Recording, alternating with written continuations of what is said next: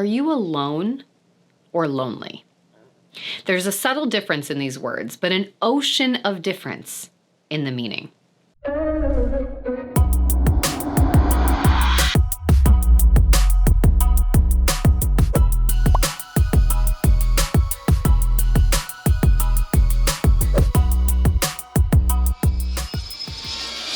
Hey everyone, how's it going? I'm Kira Wackett. Thanks for joining me for another video as we work to empower and equip you with the confidence and skills to write your own story so that you can live your life on purpose. Today I want to talk about the two terms alone and lonely to help you get clear on what they each mean and help you determine what you're actually feeling when this comes up for you. To be alone describes a state of being, literally alone, or without someone around, either in a particular moment, such as me when I sat down to write the script for this video with no one around me, or without a particular role or connection, such as without a partner or living alone. It can be associated with a feeling of loneliness, but in many cases, it's just a fact about one's current state or present conditions. Loneliness, in opposition, is a far more complex beast to understand. It's a psychological state of longing or lacking, where one feels unfulfilled in their relationships and views themselves as less than those around them in terms of either the number of connections they have or the quality of those relationships.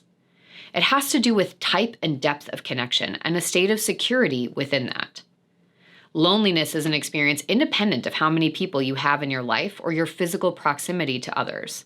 I spent years surrounded by people throughout my life, with the ache of loneliness omnipresent. So how could that be? Because in my case, those relationships weren't built on a safe, secure, or genuine connection. Connection is about feeling seen, safe, and heard. It's about feeling understood and that I'm worthy of love and connection as I am.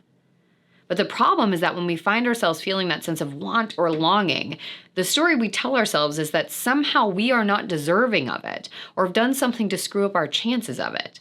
And while in some instances that could be true, it's usually a sign that shame is writing the story of our life. We blame ourselves for others hurting us or not showing up. We assume we didn't do enough to earn the affection or safety that we sought, or assume that we should settle for fine or good enough in our relationships to avoid that fear of being both alone and lonely. Self-deprecation begins to flood our minds. We find ourselves saying things like, well, what's wrong with me? Why don't they care?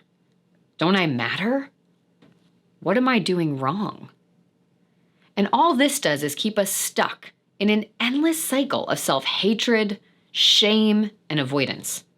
We deepen the belief that we're the problem, so we take ourselves off the market for genuine connection before it even comes our way. We make ourselves the central pain point in everyone else's life, taking on responsibility for their poor delivery in a relationship and make it okay for them. So what can we do? First, acknowledge that you aren't the problem in everyone else's story and that you deserve to be seen, feel safe, and be heard.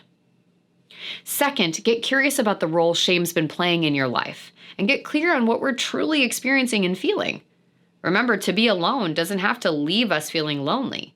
And in many ways, being alone is crucial to establishing a sense of self rooted to not losing yourself in your shame or the assessments and judgments, expectations, or approval of other people. Get out a journal and start asking yourself the following questions. How do you know when you feel lonely versus alone? How do you feel about time alone? Does it add or detract from the quality of your life?